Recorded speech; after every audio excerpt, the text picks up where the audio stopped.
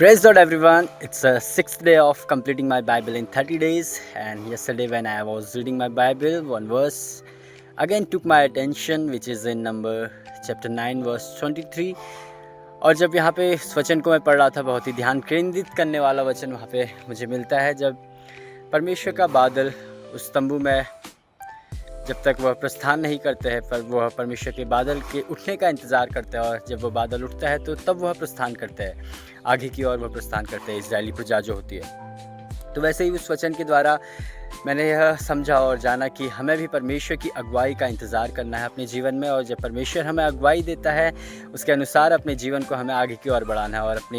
अपनी सोच, अपने विचार के अनुसार हमें जो है अपने जीवन को नहीं चलाना है, बल्कि परमेश्वर की उपस्थिति, उसकी अगुवाई का हमें इंतज़ार करना है। और एक और वचन से मैं आपको उत्साहित करना चाहूँगा, जो कि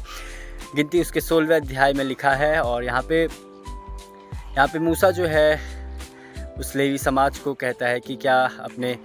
इस याजक पद को तुम जो है तुच्छ जानते हो, इसे छोटा मत समझो करके। और जब कल मैं आपको बता रहा था कि न्यू टेस्टमेंट एक रेप्लिका है, ओल्ड टेस्टमेंट एक रेप्लिका है नए नियम के लिए, एक प्रतिलिपि, एक छवि है। और हमारा महायाजक मसीह यीशु, जिन्होंने हमें उस याजक पद अधिकारी के लिए हमें चुना है, उस याजक पद के लिए हमें चुना है, और रॉयल प्रीस्टहुड उस समाज में यीशु मसीह हमें लेके आए हैं। तो हमें भी होना चाहिए कि उस जिम्मेदारी को हम समझें और तुच्छ ना जाने, और उसके विपरीत हम उस जिम्मेदारी को गंभीरता से लेते हुए लोगों के लिए मध्यस्थता का कार्य करें, उनके पापों के लिए, जैसे एक याजक करता है वैसे ही उस कार्य को हम करें। और एक और अद्भुत वचन मैं आप लोगों के बीच में बांटना चाहूँगा, जो कि गिनती उसके 12वें अध्याय और 22वें अध्याय और 12वें वचन में लिखा है। यहाँ पे परमेश्वर का वचन बताता है, और वो कहता है कि इज़राइल की प्रजा जो है आशीषित होने के लिए ही वह चुनी गई है, उन्हें आशीष जो है कर दिया गया है। और वैसे ही हमें विश्वास होना चाहिए कि परमेश्वर ने हमें आशीष होने के लिए हमें चुन लिया है, और हमें हर एक प्रकार की आशीष जो मसीह यीशु में हमें प्राप्त होती है, मसीह यीशु के द्वारा हमें प्राप्त होती है, परमेश्वर ने हमें दे दी है। और इसके साथ आज के 6वें दिन को मैं अपने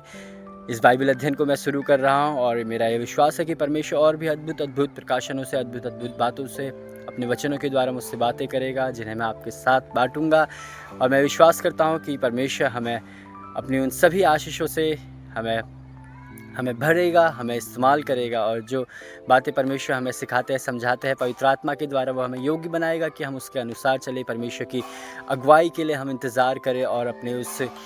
उस याजक पद को हम जो है तुच्छ ना जाने, उसे बहुमूल्य जाने, अपनी जिम्मेदारियों को हम समझें कि कैसे हमें मध्यस्थता का कार्य करना है, लोगों को परमेश्वर के राज्य की ओर हमें लेके आना है। और जो वचन परमेश्वर कहता है कि इज़राइल की प्रजा को उसने जो है आशीष दे दी है, आशीष कर दिया है, और ये विश्वास हम करते हैं कि मसीह यीशु के द्वारा, उसके सलीब पे जाने के द्वारा हमारे पापों का छुटकारा हो चुका है, और हर एक आत्मिक और स्वर्गीय आशीष परमेश्वर ने हमें दी है। परमेश्वर आप सभी को आशीष करे। May God bless you.